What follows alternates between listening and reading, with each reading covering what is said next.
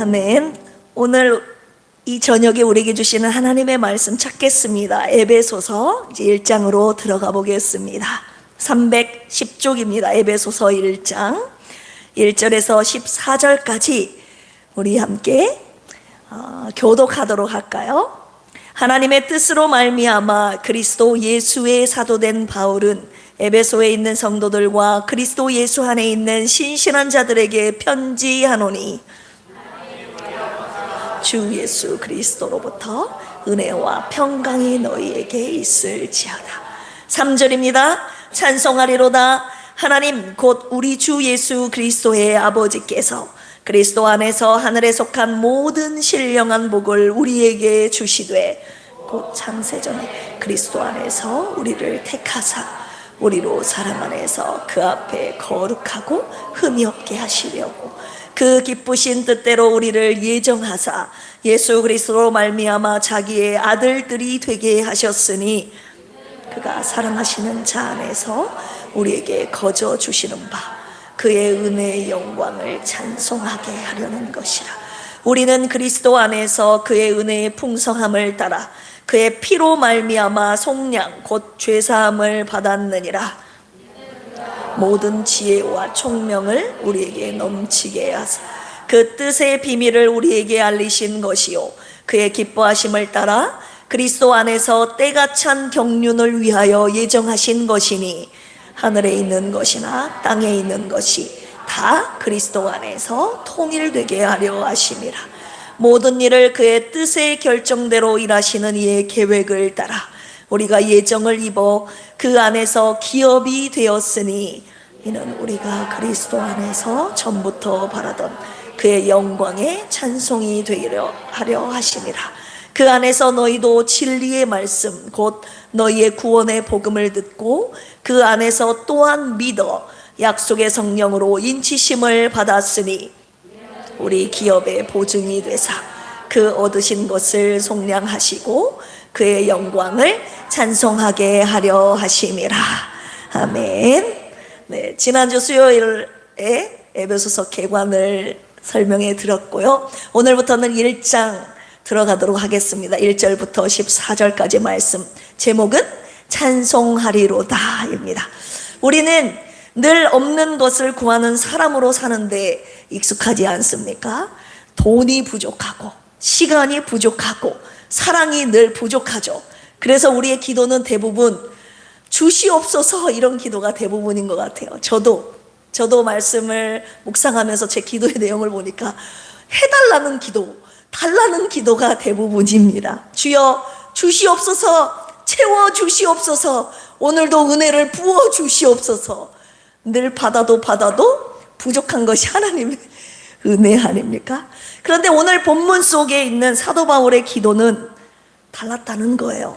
감옥에 갇힌 사람, 쇠사슬에 매인 사람이 쓴 편지인데 이 사람은요, 사도 바울은 단 한 줄도 달라고 구하지를 않습니다. 헬라어 원문으로 보면 202개의 단어가 쉼표로만 이어진 한 문장 속에서 사도 바울이 하고 있는 것은 오직 딱 한 가지예요. 하나님께서 이미 내게 주신 은혜를 기억하며 찬송하는 일이었습니다. 할렐루야. 그래서 3절 보시면 첫 단어가 이 편지의 제목이라고 해도 과언이 아닙니다. 찬송하리로다. 헬라어로 유로게토스입니다. 문장 맨 앞에 나와 있는데 우리말 어순으로 다시 옮기면 찬송받으실지어다 하나님이시여 이런 뜻입니다. 감옥에 갇힌 사람 입에서 여러분 제일 먼저 입에서 튀어나온 말이 탄식이 아니라 찬송이었다는 거예요. 사도 바울은 감옥에서 어떻게 없는 것을 구하지 않고 나 풀려나게 해주세요, 자유를 주세요 이렇게 기도하지 않고 없는 것을 구하지 않고 하나님이 주신 은혜를 그가 셀 수 있었던가. 오늘 말씀으로 들어가 보겠습니다. 말씀의 본문의 배경 설명, 제가 지난주에도 잠깐 설명해 드렸지만 에베소서는 사도 바울이 로마 감옥에서 쓴 편지, 옥중서신입니다. 한마디로 자유를 빼앗긴 사람이 쓴 편지였죠. 에베소는 당시 소아시아 최대의 무역 도시였음을 제가 지난번에도 말씀드렸습니다. 아데미 여신 신전이 있었던 우상 숭배의 중심지가 바로 이 에베소였습니다. 이 도시에서 예수를 그리스도로 믿는다는 것은 나의 생계, 나의 인맥, 신분을 다 걸어야만 하는 일이었습니다. 그런 성도들에게 사도 바울이 제일 먼저 했던 일이 무엇이었습니까? 위로의 말도 아니고 권면의 말도 아니고 찬송이었습니다. 할렐루야. 오늘 본문 말씀 중에 1장 3절에서 14절까지 헬라어 원문은 마침표 하나 없이 그냥 한 문장으로 쭉 이어져 있습니다. 학자들이 이 문장을 나누려고 수십 년을 씨름했지만 결론은 하나로 모일 수밖에 없었어요. 억지로 나눌 수 없다. 이 문장은 벅차서 쏟아지는 사도 바울의 찬양의 문장일 수밖에 없다라고 그들이 결론을 내렸습니다. 이 흐름 속에 그런데 우리가 발견할 수 있는 후렴을 발견할 수가 있는데요. 6절, 12절, 14절 보실까요? 그의 영광에 찬송이 되게 하려는 것이라. 이것이 3번 6절, 12절, 14절에서 반복되고 있습니다. 후렴구예요. 성부 하나님, 성자 예수님, 성령이 하신 사역을 찬양하는 이 3번의 후렴이 대지를 나누는 이음새가 됩니다. 오늘 이 순서를 따라가면서 주님을 찬송하는 우리 필그림 가족들이 되기를 주님의 이름으로 축원합니다. 자, 첫 번째, 성부 하나님께서 하신 사역 무엇입니까? 택하심의 은혜. 태초부터 이미 저와 여러분들을 택하심의 은혜를 베푸셨고 한마디로 이미 사랑을 주셨다는 것입니다. 우리 1절 앞부분 한번 읽어보겠습니다. 시작. 하나님의 뜻으로 말미암아 그리스도 예수의 사도된 바울은, 여기서 사도 바울이 자신을 가리켜, 이 말이 맞죠? 사도라고 칭하고 있죠. 사도, 아포스톨로스라고 하는데요. 보내심을 받은 자라는 뜻을 가지고 있어요. 내가 스스로 나선 자가 아니라 누군가 나를 보내셨다. 보냄을 받은 자, 파송을 받은 자라는 뜻이 바로 아포스톨로스, 사도입니다. 바울의 사도직은 한마디로 그의 존재의 출발점은 자기가 아니었어요. 하나님이 보내셨음을 선언하고 있습니다. 우리는 인생의 저자가 내 자신이라고, 자기 자신이라고 생각하며 살아가고 있지 않습니까? 내 인생은 내 것이고 내가 살아가는 거라고, 마치 내 인생의 주인이 나인 것처럼 살아가고 있죠. 내가 노력해서 여기까지 왔다고 믿고 있지 않습니까? 근데 오늘 사도 바울이 그 착각을 지금 첫 문장에서 깨트리고 있는 것입니다. 내가 아니라 다 하나님으로부터 말미암았다고 고백하고 있습니다. 할렐루야. 그래서 3절 같이 한번 읽어볼까요? 시작. 찬송하리로다. 여기서 유로게토스가 쓰인 거예요. 시작. 하나님 곧 우리 주 예수 그리스도의 아버지께서 그리스도 안에서 하늘에 속한 모든 신령한 복을 우리에게 주시되. 사도 바울이 뭐라고 고백합니까? 우리가 복받은 것이 무언가를 하나님 앞에 잘해서 받은 것이 아니래요. 하나님 아버지께서 먼저 우리에게 복을 주셨음을 선언하고 있습니다. 그래서 찬송하리로다, 유로게토스라고 고백하고 있는 거예요. 여러분, 이것이 바로 복음과 종교의 차이입니다. 종교는 뭐예요? 내가 무언가를 막 잘해야 빌고 또 빌고 뭔가 막 돈을 갖다 바치고 뭔가 내가 행위를 함으로써 복을 받는 것, 이것은 종교 아닙니까? 그런데 복음은 그렇지 않습니다. 내가 뭔가를 잘해서 받는 것이 아니라 주님이 먼저 저와 여러분들에게 은혜를 주신 거예요. 할렐루야. 이게 복음이죠. 물질의 위기 속에서, 건강의 위기 속에서, 가정의 위기, 관계의 위기 속에서 우리는 늘 지금 당장 눈에 보이는 복들을 구하지 않습니까? 그런데 사도 바울이 지금 뭐라고 말합니까? 그리스도 안에서 하늘에 속한 모든 신령한 복을 우리에게 주셨다. 할렐루야. 이미 우리는 신령한 복을 예수 그리스도 안에서 다 받았다고 완료형으로 선언하고 있습니다. 하나님께서 이미 우리에게 다 주셨다고. 그 신령한 복이 무엇입니까? 4절 시작. 곧 창세전에 그리스도 안에서 우리를 뭐하사? 택하사 우리로 사랑 안에서 그 앞에 거룩하고 흠이 없게 하시려고 택하셨다는 거예요. 우리가 이 땅에 생기기도 전에, 창세전이라는 표현 쓰시고 계시죠? 세상의 기초를 놓기 전에, 저와 여러분들이 태어나기도 전에, 잘하고 못하고를 판단할 수도 있기 전에 우리를 택하셨다는 거예요. 하나님이 나를 택하신 시점은요, 내가 아직 이 땅에 태어나기도 전이라는 거예요. 아직 내가 아무것도 아닐 그때 주님이 저와 여러분들을 택하셨다는 것입니다. 그분을 위해서 이 땅에서 내가 착한 일 한 거 하나도 없을 때, 신앙생활 하루도 한 적 없고 심지어 존재하지도 않았을 그때 하나님께서 저와 여러분들을 창세전에 택하셨습니다. 할렐루야. 신명기 7장에 보시면 6절에서 8절에 하나님께서 이스라엘 백성들을 택하신 이유가 이스라엘이 특별해서도 커서도 잘나서도 아니었다고 말씀하시죠.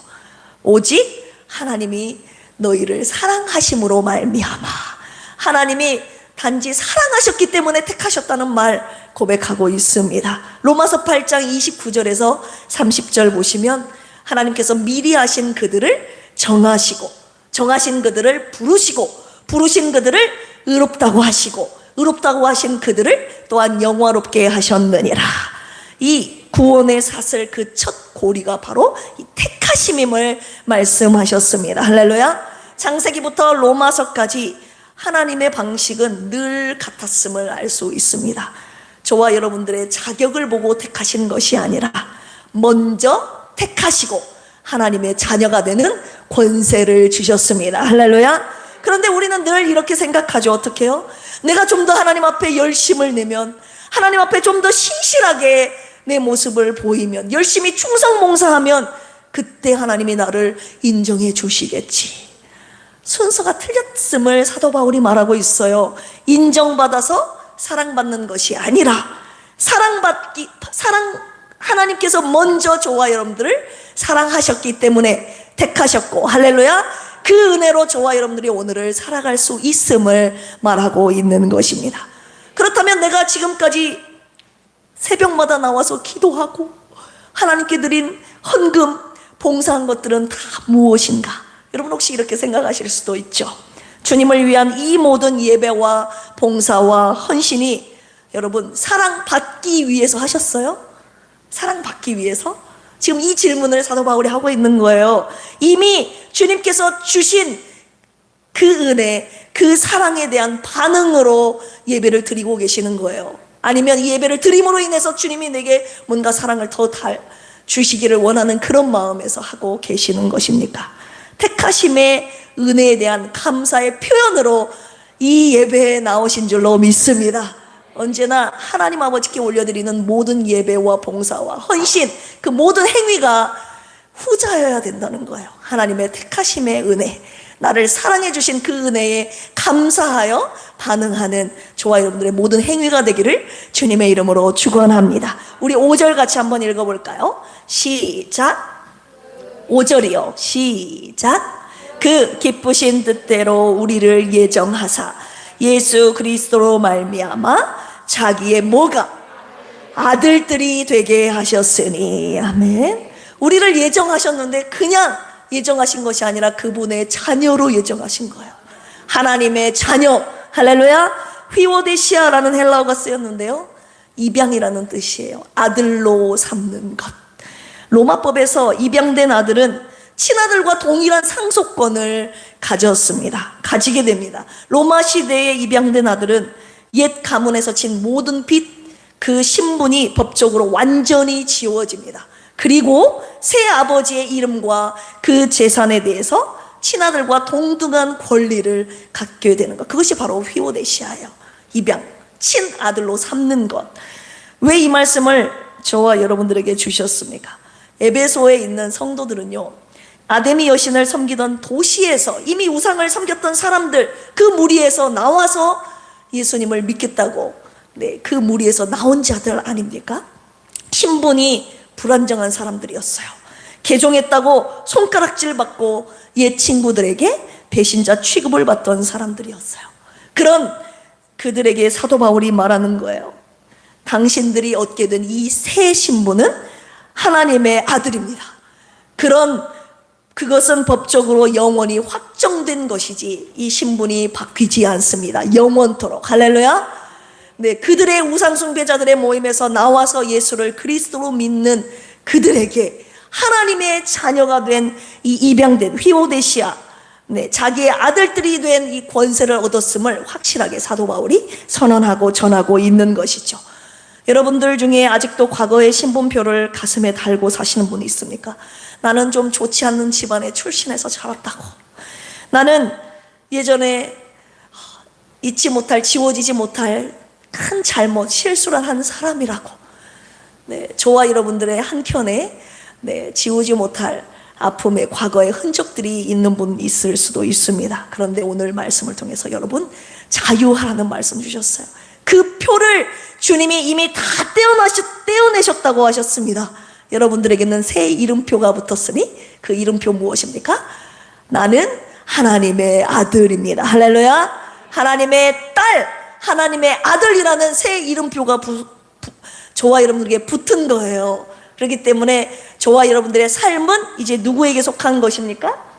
하나님 아버지께 속한 것이에요. 하나님 아버지께서 저와 여러분들을 전적으로 책임지셔야 되는 그 아버지가 우리 하나님 아버지가 되신 거예요. 할렐루야.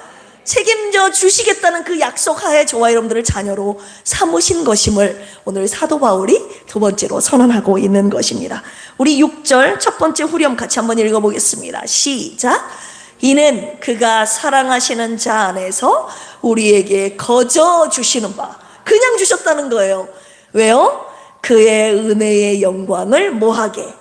찬송하게 하려는 것이라. 할렐루야. 왜 저와 여러분들에게 택하심의 은혜, 하나님의 자녀된 이 권세를 주셨습니까? 우리가 잘나서가 아니라 그분이 우리에게 거저 주시는 바, 그의 은혜가 얼마나 영광스러운지를 찬송하게 하기 위함입니다. 할렐루야. 그러니 어찌 저와 여러분들을 택하신 은혜를 찬양하지 않을 수 있겠습니까? 우리 찬송가 29장 성도여 다 함께 우리를 택하신 은혜 1절 찬양 올려드리고 두 번째 말씀 이어받도록 하겠습니다.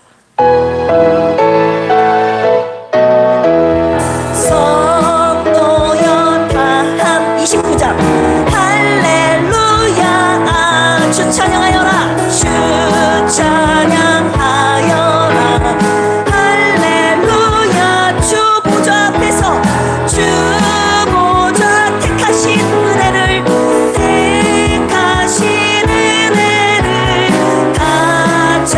찬송하여라 할렐루야. 다시 한번 할까요? 1절 성도여 다 함께 성도여 다 함께 할렐루야 주 찬양하여라 주 찬양하여라 할렐루야 주 보좌 앞에서 주 보좌 택하신 은혜를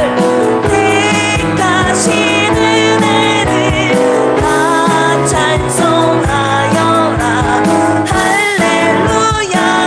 이제 나왔네요. 한 번 더요.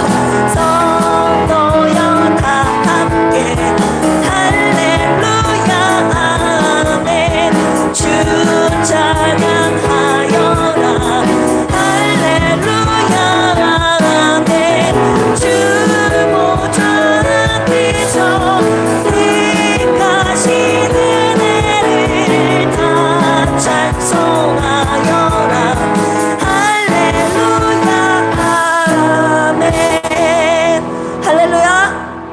우리가 잘난 것 안 보시고 창세전에 우리를 주님의 자녀로 택하신 은혜를 평생 찬송하는 우리 필그림 교회가 되기를 주님의 이름으로 축원합니다. 네, 평생 잊지 맙시다. 나를 택하신 그 은혜를. 네, 두 번째입니다. 성자 하나님의 아들 예수 그리스도께서 하신 사역 무엇입니까? 저와 여러분들을 구속하신 은혜, 값을 지불하고 저와 여러분들을 자유케 하신 은혜를 시간 함께 찬송하도록 하겠습니다. 우리 7절 같이 한번 읽어볼까요? 시작. 우리는 그리스도 안에서 그의 은혜의 풍성함을 따라 그의 피로 말미암아 속량 곧 죄사함을 받았느니라. 아멘. 속량이라는 단어, 아폴리트로시스라는 단어가 또 나왔네요. 몸값을 치르고 노예를 풀어주는 거예요. 속량, 자유케 하는 거. 그냥 풀어주는 것이 아니라 값을 지불하고 풀어주는 거예요. 자유로운 신분이 되게 하는 것. 고대 노예 시장에서 속량이라는 것은 누군가 이 노예에게 값을 치르고 자유인으로 산 것을 의미했습니다. 공짜가 아니라 값이 있었습니다. 그런데 그 값을 예수 그리스도께서 피로 사셨다는 거예요. 그것이 바로 속량입니다. 당시 로마 제국 안에는 노예가 인구의 3분의 1 정도 됐다고 합니다. 노예가 자유를 얻는 길은 딱 두 가지였다고 해요. 주인이 은혜를 베풀어서 그냥 자유인이 되게 풀어주든지, 또 한 가지는 누군가 그 노예의 몸값을 대신 치러주고 자유케 하든지. 사도 바울이 이 단어를 골랐다는 것은 우연이 아니죠.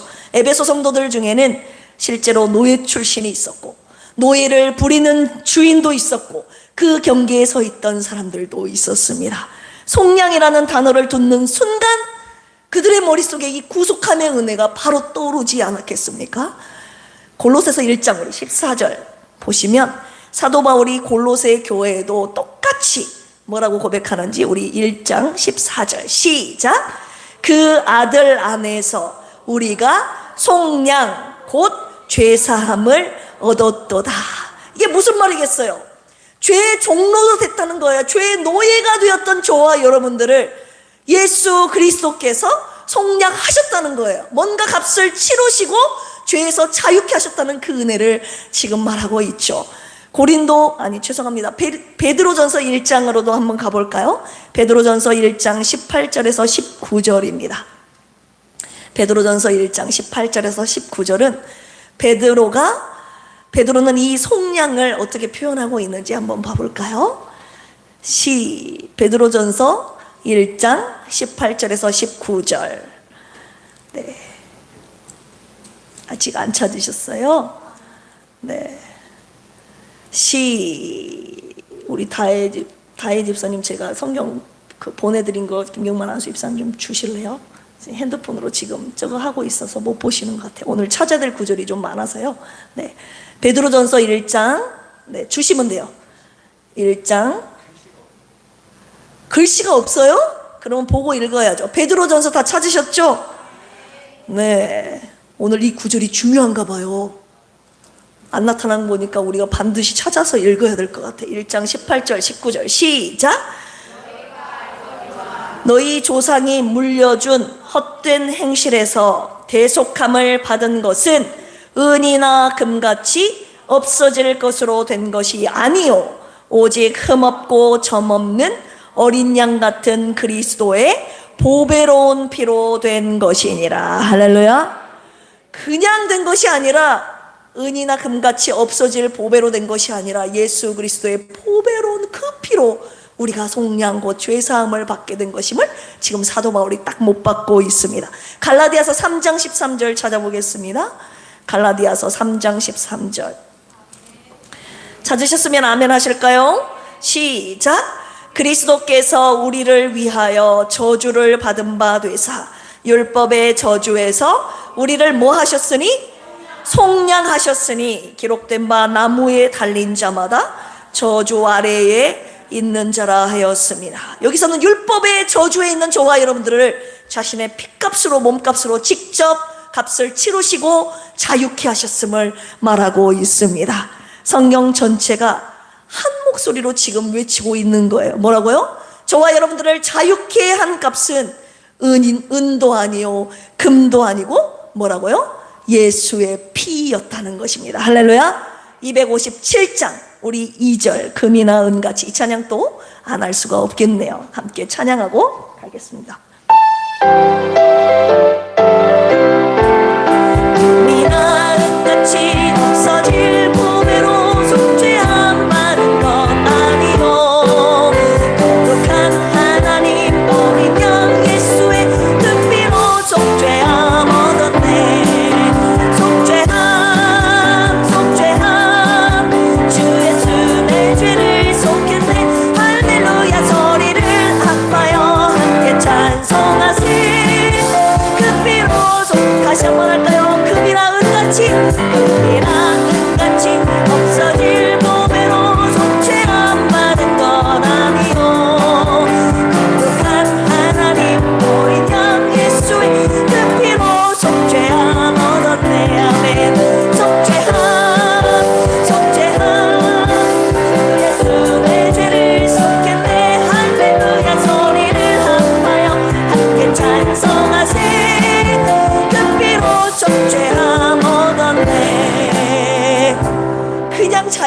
것이 아니라 예수님이 당신의 핏값을 치르셨다는 사실을 우리 평생 살아가면서 잊어서는 안 됩니다. 할렐루야.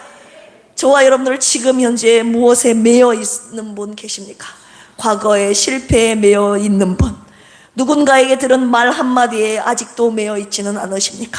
자기 자신에 대한 정죄에 매여 있는 분 계십니까? 예수 그리스도께서는 그 모든 사슬을 끊기 위해서 자기의 몸값을 치르셨습니다.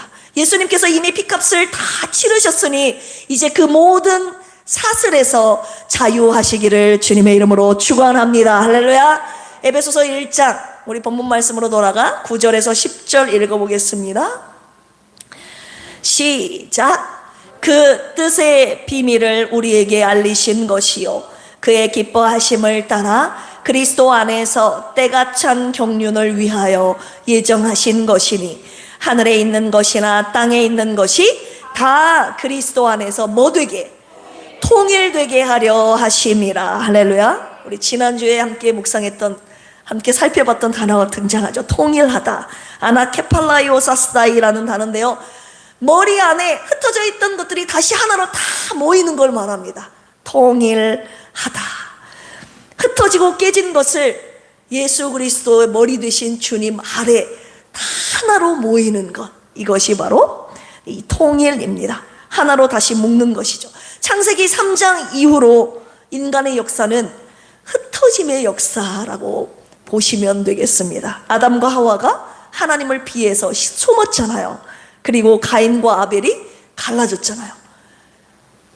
동생의 제사만 받고 자기의 제사를 받지 않으니까 화가 나서 동생을 쳐 죽이잖아요. 네, 갈라지는 역사. 그리고 바벨탑에서 비로소 언어가 흩어져서 뿔뿔이 흩어지는 역사. 흩어지는 역사.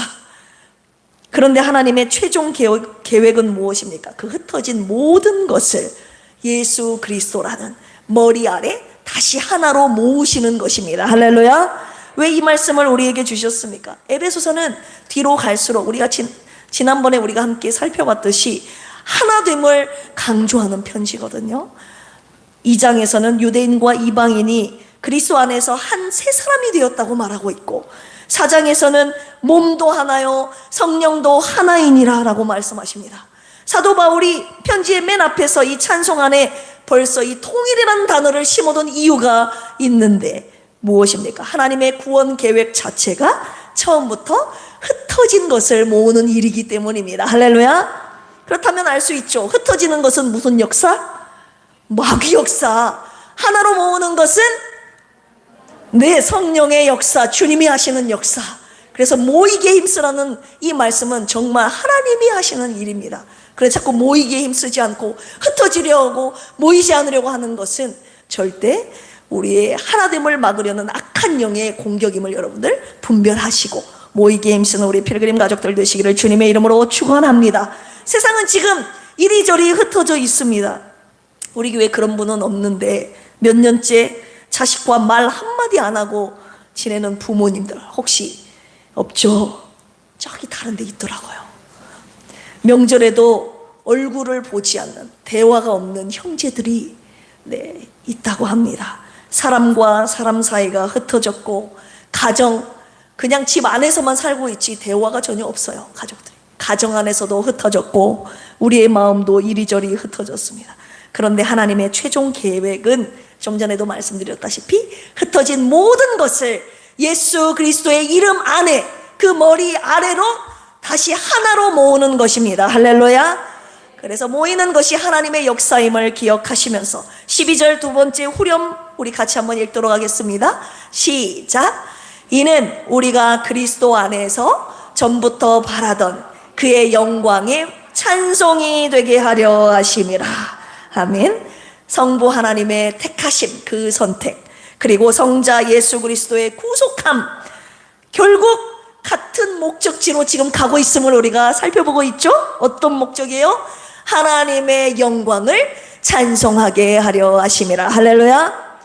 하나님께서 저와 여러분에게 베푸신 그 은혜를 찬송하게 하기 위한 그 목적으로 지금 쭉 끌고 가고 계심을 우리가 살펴볼 수 있습니다. 자, 세 번째, 성령이 하신 일을 마지막으로 살펴보도록 할게요. 성령께서는요, 인을 치셨습니다. 보증된 미래. 우리 13절 같이 한번 읽어보겠습니다. 시작. 그 안에서 너희도 진리의 말씀 곧 너희의 구원의 복음을 듣고 그 안에서 또한 믿어 약속의 성령으로 인치심을 받았으니. 네. 성령이 하시는 일은 인을 치셨다라는 표현 나오죠. 에스프라기스테테라는 단어가 쓰였는데요, 한마디로 도장을 찍다, 도장을 찍는 거예요. 이것은 무엇을 의미하냐? 소유권을 의미해요. 내 거라는 것. 그리고 보호, 진품 인증을 뜻하던 고대의 행위가 바로 이 인을 찍는 것이었습니다. 고대에서는 편지를 봉인할 때, 그리고 곡식자루나 상품을 운송할 때, 심지어 병사들이 소속 부대를 표시할 때 이런 인장들을 사용했다고 합니다. 도장이 찍혔다는 것을 방금 말씀드렸다시피 세 가지를 동시에 뜻하는데, 첫 번째, 이것은 누구의 소유다. 두 번째, 아무나 함부로 열거나 손댈 수 없다. 지키는 거죠, 이 안에 있는 내용물을. 세 번째는 이것은 진품이다 라는 뜻이 이 도장에 담겨 있다고 합니다. 여러분이 예수 그리스도를 믿는 순간 하나님께서 성령으로 우리를 뭐 하셨다고요? 인을 치셨다는 거예요. 할렐루야. 한마디로 예수님을 믿는 순간 성령을 우리 안에 주시는데, 성령께서 저와 여러분들을 어떻게 인을 치세요? 이 사람은 내 거다. 할렐루야. 그 누구도 손댈 수 없다. 아무도 손대지 마라. 철저한 보호권을 의미하고 있습니다. 그리고 진짜다, 진짜 내 아들이다 라는 것을 진품임을 말씀하고 계시는 거예요. 우리 고린도후서 1장 22절 보실까요? 고린도후서 1장 22절 계속 찾겠습니다. 시작. 그가 또한 우리에게 인치시고 보증으로 우리 마음에 무엇을 주셨대요? 성령을 주셨느니라. 아멘. 지금 사도 바울이 고린도 교회에도 똑같은 언어를 지금 쓰고 있는 거예요. 성령이 보증하신다고, 성령이 인치셨다고. 할렐루야. 고린도후서 5장 5절도 보실까요? 시작. 곧 이것을 우리에게 이루게 하시고 보증으로 성령을 우리에게 주신 이는 하나님이시니라. 아멘. 우리가 하나님의 자녀임을, 하나님의 것임을 보증하시는 분이 누구시라고요? 성령님이십니다. 할렐루야. 로마서 8장 16절도 읽어보겠습니다. 로마서 8장 16절. 네, 시작. 성령이 친히 우리의 영과 더불어 우리가 하나님의 자녀인 것을 뭐 하시나니? 증언하시나니. 할렐루야. 성령의 인치심은 한마디로 에베소서만의 독특한 사상이 아니라 바울 신학 전체를 관통하는 확신임을 알 수 있습니다. 오늘 본문으로 다시 돌아가 볼까요? 에베소서 1장 14절. 시작. 이는 우리 기업의 보증이 되사 그 얻으신 것을 속량하시고 그의 영광을 찬송하게 하려 하심이라. 할렐루야. 보증이라는 단어가 또 나오죠. 아라본이라는 헬라어가 쓰였는데요, 계약금, 첫 지불금이라는 뜻을 가지고 있어요. 나머지 잔액을 반드시 치르겠다는 법적인 보증금이라고 볼 수 있습니다. 우리 집 계약할 때 이 보증금이라는 말 많이 쓰잖아요. 계약금을 걸면 나머지도 반드시 치르겠다는 약속이지 않습니까? 사실 현대 그리스어에서도 이 단어는 지금까지도 약혼 반지라는 뜻으로 쓰이고 있습니다. 결혼식을 아직 안 했어도 반지를 끼는 순간 그 결혼은 이미 법적으로 시작된 것임을 말씀하고 있어요. 뭐라고요? 못 들었죠? 지금 쳐다보면. 결혼은 안 했어도 반지를 끼면 이미 법적으로 부부임을 나타내는, 그 증명하는, 법적으로 이미 부부가 시작됐다는 것을 알린다는 거예요. 성령님의 보증은 우리의 완전한 구원, 할렐루야, 우리의 완전한 부활과 영광을 반드시 이루시겠다는 하나님의 약속인 것입니다. 할렐루야. 왜 이 말씀을 저와 여러분들에게 주셨을까요? 신앙생활을 하다 보면 흔들릴 때가 있어요, 없어요? 있어요?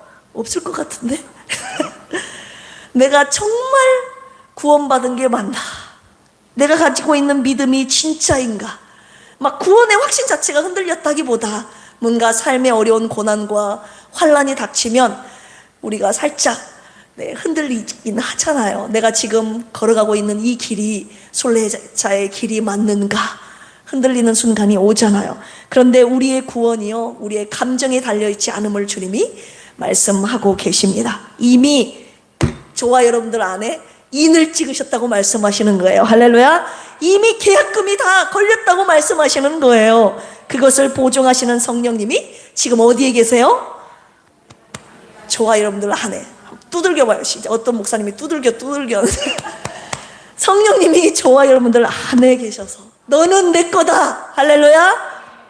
너는 아무도 손을 대지 못한다. 너는 진짜 내 아들, 딸이다. 할렐루야. 지금 삶이, 내 삶이 힘들고 어렵고 완전하지 않아도 계약은 이미 체결됐음을 주님이 말씀하셨어요. 우리 옆에 계신 분들과 앞뒤 계신 분들과 인사 나눌까요? 집사님은 하나님의 것입니다. 네, 하나님의 자녀입니다. 네, 막 힘들고 어렵고 내가 하나님의 자녀가 맞는가? 도대체 하나님, 내가 딸이라면 아들이라면 이런 고난 어떻게 가만히 두실 수가 있나요? 혹시 이 기도 우리 김경만 아나운서 매일 하는지는 모르겠는데 어떻게 내가 이렇게 고통받는 순간을 바라만 보고 계실 수 있나요? 계속 힘들 때마다 내가 자녀인 것이 의심하시진 않겠지만 그런 것들이 막 속상함이, 내 억울함이 막 내 안에서 솟구쳐 나올 때 성령의 음성을 들으시길 바랍니다. 너는 내 아들이다. 할렐루야. 너는 하나님의 것이다. 여러분들 평생 살아가면서 어떤 고난과 풍파를 맞는다 할지라도 성령이 우리 안에 계시고, 할렐루야, 성령이 우리를 하나님의 것으로 인치셨다는 이 확신은 평생 잊지 마시기를 주님의 이름으로 축원합니다. 결론의 말씀 드리려고 해요. 오늘 이 자리에 오신 이유가 무엇인가요? 습관일 수도 있습니다. 수요일이니까, 늘 오던 시간이니까. 죄사함이라는 말, 구속함이라는 말, 아까 속량, 그리고 은혜라는 말, 택하심이라는 말, 이 모든 말이 그냥 그렇지, 나를 택하셨지, 그냥 익숙해진 단어가 될 수 있다는 거예요. 그냥 이미 저와 이런을 너무 많이 들어서 아는 말, 익숙해져 버린 말 되어버렸을 수도 있습니다. 그런데 오늘 말씀이 저와 여러분들에게 보여준 것이 무엇입니까?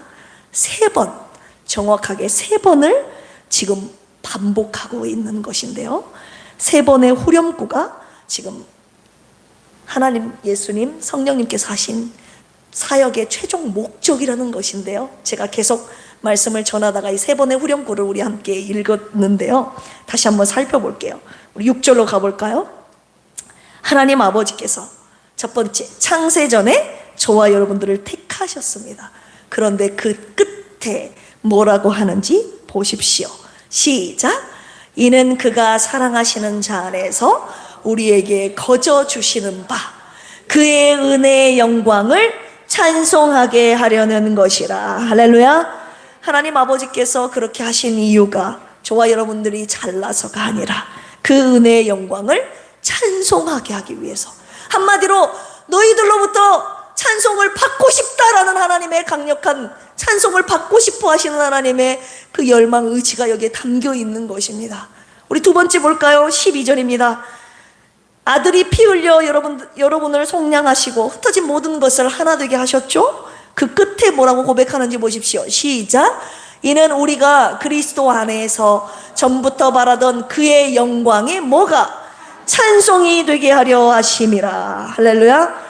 아들이 그렇게 하신 이유도 역시 찬송 받으시기 위함이었다는 거예요. 목적은 오로지 단 하나. 3번째 14절. 성령이 바로 저와 여러분들이 복음을 접하고 예수를 나의 구주로 믿고 영접한 그날 하나님의 것, 하나님의 자녀라는 도장을 찍으셨죠. 그런데 그 끝에 뭐라고 합니까? 시작. 이는 우리 기업의 보증이 되사 그 얻으신 것을 속량하시고 그의 영광을 뭐하게? 찬송하게 하려 하심이라. 할렐루야. 성령이 그렇게 하신 이유도 똑같다는 거예요. 아버지도 아들도 성령도 각자 하신 일은 다른데 그 일을 하신 이유는 딱 하나, 무엇입니까? 찬송을 받으시기 위함입니다. 할렐루야. 그러니까 오늘 우리가 이 말씀 앞에서 해야 할 일은 다른 일이 아니라 오직 하나님, 예수님, 성령님을 찬송하는 것입니다. 할렐루야. 아버지께서 택하셨으니 찬송하리로다. 할렐루야. 아들이 속량하셨으니 찬송하리로다. 할렐루야. 성령이 인치셨으니 찬송하리로다. 할렐루야. 그 은혜를 이 시간 뜨겁게 찬송하며 주님께 영광 올려드립니다. 찬송가 288장 예수를 나의 구주 삼고 이 찬양 올려드리시고 함께 그 은혜를 찬양하며 기도합니다.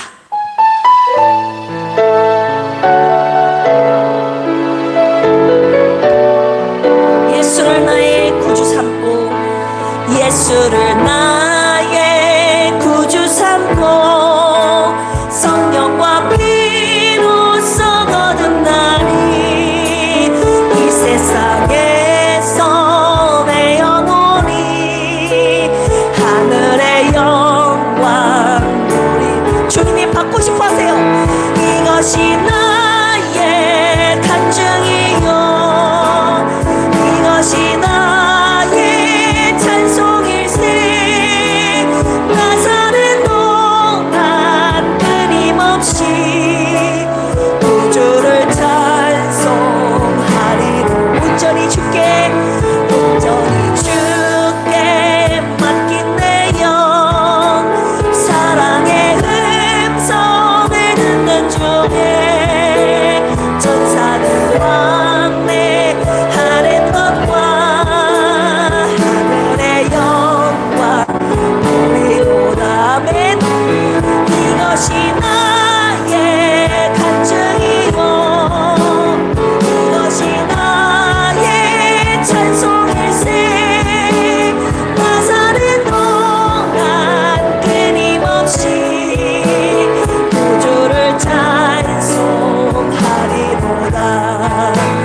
주 안에 기쁨 누림으로 마음의 풍랑이 잔잔하니 세상 나날엔 큰 것 없고 구속한 주만 기도라면 이것이 나의 간증이요 이것이 나의 찬송일세 나 사는 동안 끊임없이 구주를 다시 한번 우리 목적과 찬양할까요? 예수를 나의 구주 삼고 성령과 피로써 거듭나니 이 세상에서 내 영혼이 하늘의 영광 누리노라는 이것이 나의 간증이요 이것이 나의 찬송일세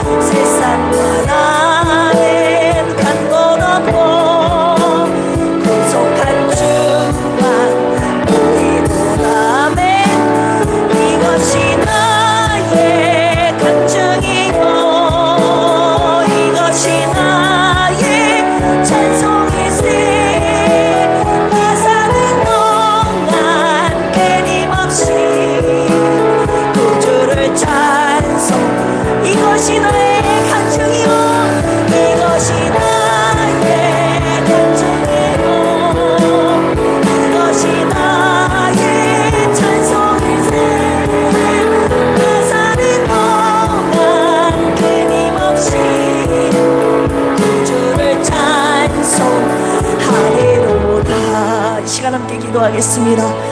창세전부터 우리를 택하신 아버지의 사랑, 십자가의 피로 우리를 속량하신 아들의 은혜, 우리를 인치시고 우리 안에 계신 성령님의 은혜를 찬송합니다. 습관처럼 익숙해진 삼위 하나님의 은혜를 바라보는 눈을 열어주시고 우리 입술에 찬송이 터져나오게 하여 주시옵소서.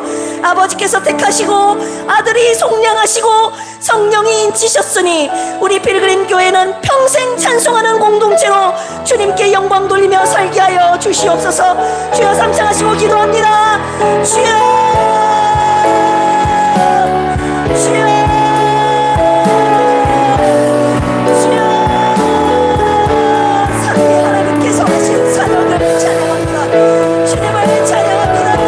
주님의 영광을 찬양합니다. 하나님 아버지의 택하신 은혜와 사랑을 찬양합니다. 찬송합니다.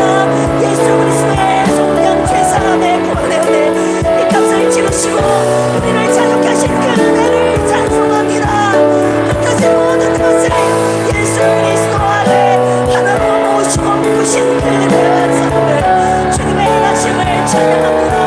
하나님 우리를 하시고 주님의 찬양으로 삼으시는 우리 안에 성령님을 주시어 그늘 지심으로 내가 하나님의 것임을 보증하신 성령의 역사심을 찬양합니다. 하나님의 자녀요, 하나님의 것이요, 하나님 아무도 손대지만 그를 예약하면 주님의 지심과 우리가 진짜 주님의 자녀임을 보증하시는 성령 하나님의 그 지심의 은혜를 시간 찬양합니다. 우리의 평생 그리스도께서 하신 평생 찬송한 우리 백인 교회가 되게 하여 주시옵소서. 주님의 구속의 은혜가 우리에게 익숙해져 바로가 되지 않게 하여 주시옵소서. 택하심의 은혜가 점점 잊혀지지 않게 하여 주시옵소서. 내가 못하기 이전에, 내가 가기도 전에 애초에 우리를 먼저 사랑하시고 우리를 주님의 자녀로 삼아주신 택하심의 은혜, 주님의 하나님 보배로 피로 하나님께 값으로 우리를 구속하신 평생 찬송하며 살아가게 하여 주시옵소서. 우리를 얼마든지 하시고 성령 하나님 우리 안에 계심으로 말미암아 하나님 우리의 흔들리는 믿음을 붙잡아주시고 우리가 하나님의 자녀임을 확실하게 보증하신 그 은혜를 평생 찬양하며 살아갈 수 있는 주여 도와주시옵소서. 두 번째로 기도할 제목은 청소년 캠프를 무사히 마치고 돌아오게 하신 주님 감사합니다. 내일부터는 아동부 캠프가 시작됩니다. 우리 아이들이 하나님의 거룩한 자녀로 이 세상 속에 구별되어 살아가는 믿음의 세대가 되게 하여 주시옵소서. 하나님의 말씀이 이들의 심령에 새겨지게 하시고 성경적인 가치관을 가지고 주님의 영광을 위하여 살아가게 하여 주시옵소서. 이들을 위해 헌신하시는 교사님들에게 성령의 지혜와 능력과 사랑을 부어 주시옵소서. 다음 세대를 위해서 주여 삼창하시고 기도합니다. 주여, 주여, 주여.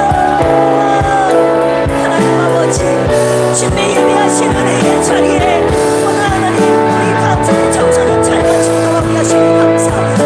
내일부터 시작되는 아동 캠프 위에 주님의 가신 놀라운 은혜로 부어주시옵소서. 주님을 만나게 하시고 주님을 경험하게 하시고 하나님의 말씀이 귀에 들려지게 하시고 그들의 심령에 새겨지게 하여 주시고 찬양을 통하여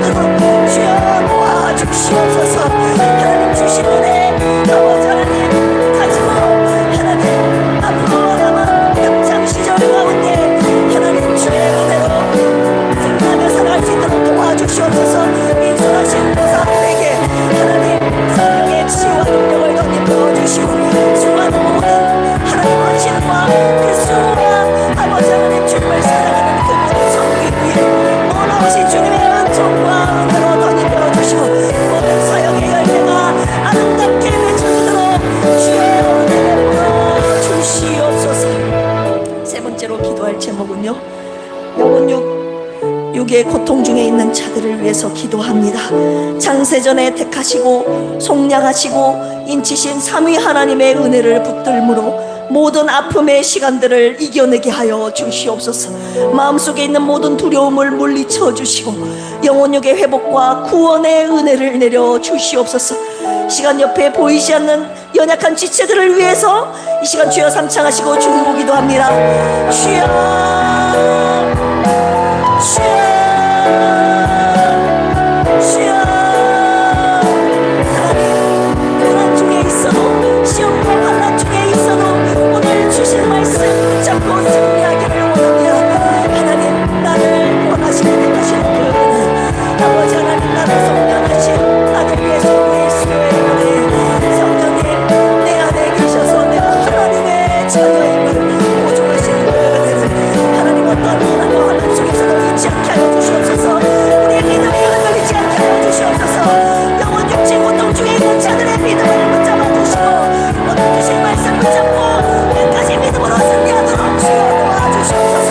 상처 입은 영혼 주님 치유하여 주시고 어루만져 주시고 영혼 육체 하나님의 손으로 하나님 붙들어 주시사 하나님 그 영혼에게 치유 하나님의 구원함을 입고 회복의 은혜로 하나님 다시 주님께서 베푸신 회복의 은혜를 찬양합니다.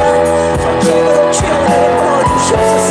우리 교회에 주신 이 중보교회의 사명을 놓지 않고 오늘도 간절히 기도하노니 주여 함께하여 주시옵소서. 하나님 아버지 감사합니다.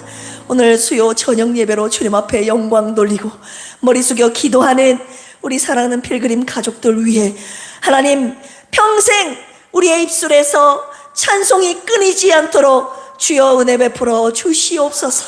성부 하나님의 택하심의 은혜를, 예수 그리스도의 속량의 은혜를, 성령의 인치심의 그 은혜를 평생 기억하며 매일 감사하며 찬송하며 살아가는 우리 필그림 온 가족들 되게 하여 주시옵소서. 병상에 누워있는 자들에게도 이 은혜가 이미 임했습니다. 이 은혜 붙잡고 이 말씀 붙잡고 끝까지 승리하도록 주여 붙잡아 주시옵소서. 예수님의 이름으로 축복하며 기도합니다. 아멘. 네, 교회 소식 전해드리겠습니다. 네, 다음 세대 여름 성경학교 캠프 주간인데요. 주님의 은혜로 청소년 캠프 월요일에 출발했다가 오늘 오후에 돌아왔습니다. 그중에 일부 아이들이 여기 모였어요. 우리 아이들과 수고하신 우리 선생님들에게 수고의 박수, 격려의 박수 드립니다. 네, 네, 네. 저 아이들이 밍숭밍숭한 것 같은데 나름대로 들어보니까 찬양할 때 막 나가라고도 하지 않았는데 앞에 나가서 막 찬양을 하고 막 뛰고 그리고 막 손 들고 찬양하고 이런 은혜가 있다고 했어요. 네, 저와 여러분들 이 아이들을 사랑하는 마음으로 기도해 주신 은혜로 저 아이들 마음 심령에 조금씩 좀 밑 빠진 독에 물 붓게 하는 것 같으나 그래도 콩나무에 계속 물을 부으면 콩나무가 자라잖아요. 저 아이들도 저희 자리에 그냥 앉아 있는 것 같은데 그래도 저 아이들의 믿음이 조금씩 성장하고 있는 줄로 믿습니다. 네, 내일부터 시작되는 아동부 캠프 위에도 여러분 기도해 주시고 참여한 아이들이 네, 주님을 사랑하고 만나고 또 변화받고 그런 은혜의 시간 되도록 여러분 기도해 주시기를 부탁드립니다. 네, 그래서 내일 아이들과 선생님들은 10시까지 교회에 오시면 10시에 교회에서 출발하도록 하겠습니다. 매일 새벽 기도 새로 고침 잠언 묵상하고 있는데 함께 해주시기를 바라고요. 매일 저녁 기도 7시 반에서 1시간 예배실을 개방했으니 여러분 누구든지 자유롭게 기도하실 분들 네, 오셔서 기도하시기를 바랍니다. 그리고 환우분들을 위한 중보기도 계속적으로 부탁드립니다. 할렐루야. 우리 교회, 다른 교회도 마찬가지지만 특별히 중보기도의 사명을 주셨어요. 그래서 이 환우분들을 위한 연약한 지체들을 위해서 우리가 계속 기도하는 우리 필그림 사랑 공동체가 되기를 주님의 이름으로 축원합니다. 할렐루야. 네, 감사의 물 하나님 앞에 여러분 앞에 보고합니다. 허순의 안수 집사님, 네, 염증 수치가 완전히 떨어질 수 있도록 여러분 좀 강력하게 함께 기도합시다. 반석기업 드리셨네요.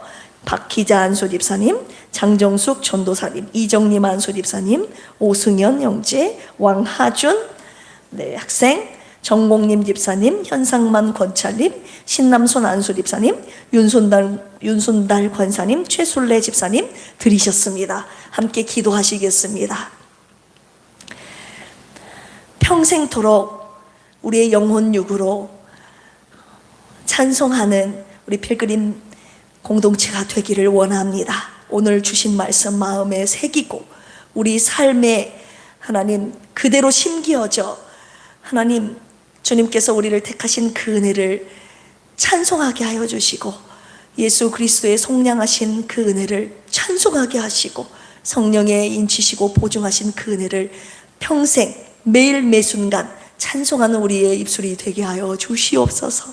그리하여서 우리 필그림 교회 공동체의 정체성이 찬송하는 공동체가 되기를 원하오니 언제 어디서나 우리의 입술에서 영혼으로 찬송하는 우리의 심령 되도록 주여 은혜 베풀어 주시옵소서. 다음 세대 캠프가 진행 중에 있습니다. 은혜 위에 은혜를 더하여 주시고 이 아이들이 반드시 주님 만나 주님께 붙들려 쓰임받는 평생의 생애가 되도록 주여 은혜 베풀어 주시옵소서. 귀한 예물 주님 앞에 올려드렸사오니 감사의 마음 위에 감사의 신앙 위에 놀라우신 은혜로 덧입혀 주시고 평생 감사가 이들의 삶 가운데 끊이지 않도록 감사 넘치는 삶 되도록 주여 은혜 베풀어 주시옵소서. 기쁜 마음으로 자원하는 마음으로 주님을 사랑하는 마음으로 드렸사오니 하나도 헛되지 않게 하여 주시고 주님이 가장 기뻐하시는 영혼 살리는 그곳에 주님의 나라와 교회를 세우는 그곳에 아름답고 선하게 사용하여 주시옵소서. 감사드리며 이제는 예수 그리스도의 한량없는 은혜와 하나님 아버지의 만극하신 사랑하심과 보혜사 성령님의 내주교통 감동 감화 역사하심이 오늘 3위 하나님께서 하신 모든 사역에 대하여 평생 찬송하며 살겠다고 결단한 필그림 온 가족들 머리머리 위에 이제로부터 영원토록 함께 하시기를 간절히 축원합니다. 아멘.